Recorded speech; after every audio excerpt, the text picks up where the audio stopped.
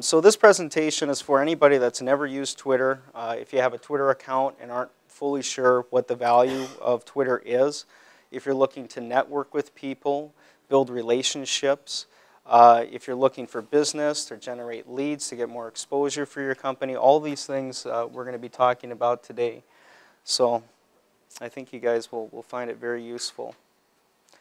So these are the items that we're going to cover. I know today's presentation is really focused around Twitter, but I kind of snuck in there some fundamental principles on how to use social media in general, some fundamental principles that will allow you to use these skills no matter what social program that you actually want to participate in. So we're going to talk about that. Then we're going to do a brief overview on Twitter. Its demographics and how many users are using it and that kind of thing. We're going to go through the steps of creating a Twitter account, so there's actually going to be some details here on how to actually do it. If time permits, I'm actually going to use a Twitter account and use some desktop software so that you can see real life how this stuff all works together. You're going to learn the lingo and the culture of Twitter, which I think a lot of us initially are kind of scared of any kind of social network. You feel like you're going to do something wrong or whatever it may be, and you just don't get used to the kind of language that they use in these social networks. So I'm going to show you some popular programs that people use for Twitter. I think that is specifically what sets Twitter apart from other social networks is the software. And we'll get more into that here in just a little bit. You'll be able to monitor what's being said about your company. You'll also be able to see what other people are saying in your industry.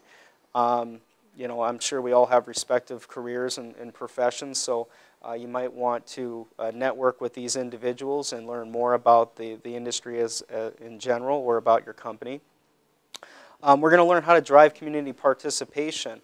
I think that's another thing where if you ever catch some resources online, you don't really get a lot of. So it's kind of like, well, this is how you do Twitter, then what? So how do I get people to actually use this thing? So we're going to talk about that too. And then lastly, how to track your results and calculate an ROI. So I think that one is really under the spotlight. When people think about social media, they go, well, I know about it, but how do I actually track results? What's the ROI on that? And so I'm going to show you some ways of collecting that information so that you can use it to arm yourselves to show that, hey, this stuff actually is working and it's doing what it's supposed to do. So social media demographics, just in general, we're just talking social media. And these are some particular demographics of social media. Interestingly enough, it has a lot of the same attributes as television does. In fact, it gets roughly around, I want to say it's 212 million unique visitors between a lot of the social properties that are actually out there. So it has just the same kind of reach as television does.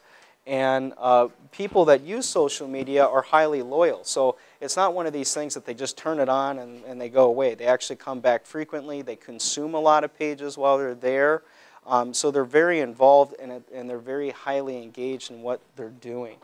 I have some specific statistics here, but just to give you an idea, YouTube uses, the average unique visitor consumes 54 pages per month. Facebook is 564 pages per month. If you're not a Facebook user, it's very easy to consume pages on there because you're looking at your friends' photographs and what people are posting and that kind of thing. So those numbers tend to make sense. Facebook's got a really high number, and MySpace rather has got a really high number, and I think one of the reasons, if you haven't used Facebook, why that number is so high is because there's a lot of anarchy in MySpace because there's just so many pages, it's hard to find things, and I think that's one of the reasons why that number is so high. Facebook has actually dismounted MySpace as the #1 social media channel, so it's actually the biggest one that's out there right now. And as I had you guys raise your hands, it's pretty representative of what the social properties have right now. So Facebook it looked like it was the biggest one here, followed by LinkedIn, and then followed by Twitter. And that's kind of like what the demographics and usage is. Then I have some specifics on Twitter. Twitter, it's a little hard to measure because a lot of people use desktop clients and they use their mobile phones, and so that is not represented in the usage numbers when they look at the website as far as traffic ratings go. So it's a little hard to measure, but in traffic they rank about number 3 of the social properties behind MySpace, and it's got the largest growth of any social property online. And if you look at some of these statistics, the average Twitter users access Twitter 4 times a month, spend 7 minutes on the site, 735,000 people access it through mobile devices, and has the most explosive growth of any social property right now. So from February of 08 to February of 09, it's grown by over 1,000%. So that's pretty huge. You can't escape Twitter's grasp. I mean, it sounds like you hear about it all the time on the radio, or you hear things on television about it. So it's got a lot of spotlight action right now. Social media, as you probably know, hits the youth demographic pretty well. Interestingly, Twitter, as far as demographics go, really reaches well to older generations as far as the usage. In fact, the highest number of users fall within the 36 to 54 category. And so the median age of Twitter is 31, Facebook 26, MySpace is 27, and LinkedIn is 40.